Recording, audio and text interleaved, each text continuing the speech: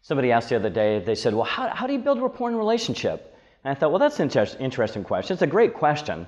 And it's sometimes we think that we naturally just have to, whatever we are, we go in and start having conversation. And that's how the 80% of the people who make only 20% of the money operate.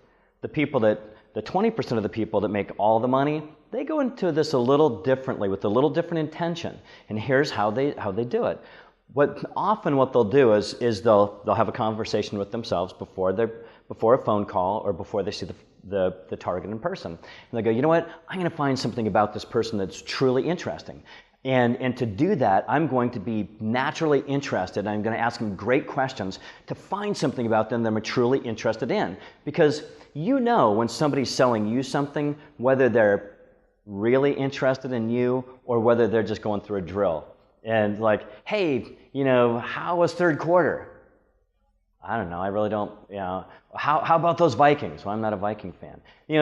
You got to go in and find something about them, not something that you think. So one of the best questions that we've ever found, if you're going to go into a business, for example, is, hey, how'd you get into this business?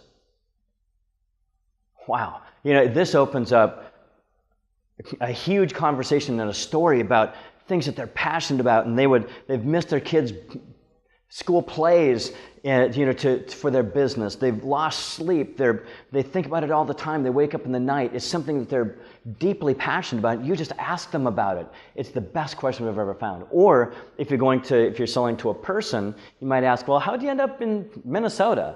Have you always lived here? Ask about them.